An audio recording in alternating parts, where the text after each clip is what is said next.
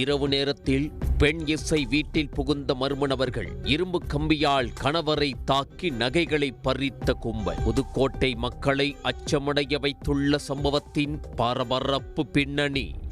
புதுக்கோட்டை மாவட்டம் திருமயம் அனைத்து மகளிர் காவல் நிலையத்தில் உதவி ஆய்வாளராக பணிபுரிந்து வருபவர் சுமையா பானு.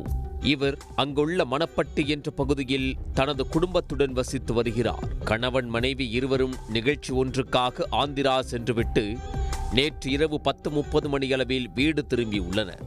அப்போது சுமார் 11:30 மணியளவில் இவர்களது வீட்டின் பின்பக்க கதவை உடைத்து உள்ளே புகுந்த 4 பேர் கொண்ட கும்பல் உதவி காவல் ஆய்வாளர் சுமையா பானுவின் கணவர் நாகசுந்தரத்தை இரும்பு கம்பியால் பலமாக தாக்கியுள்ளனர்.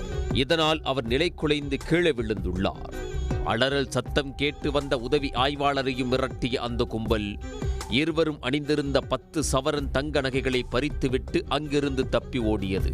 தாக்குதல் சம்பவம் குறித்து உடனே இருவரும் காவல் நிலையத்திற்கு தகவல் தெரிவிக்கப்பட்டதை அடுத்து சம்பவ இடத்திற்கு வந்த போலீசார் காயமடைந்த உதவி ஆய்வாளரின் கணவரை மீட்டு மருத்துவமனைக்கு அனுப்பி வைத்தனர். மேலும் மோப்பநாய் மற்றும் கைரேகை நிபுணர்களை கொண்டு தடயங்களை சேகரித்தனர்.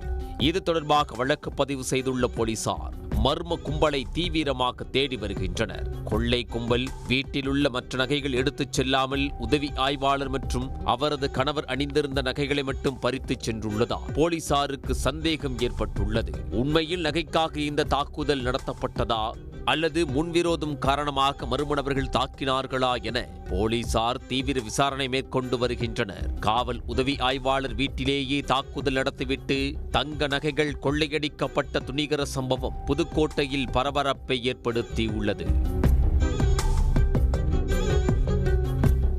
உடனுக்குடன் செய்திகளை தெரிந்து கொள்ள சன் நியூஸ் பெல் ஐகானை கிளிக் பண்ணுங்க.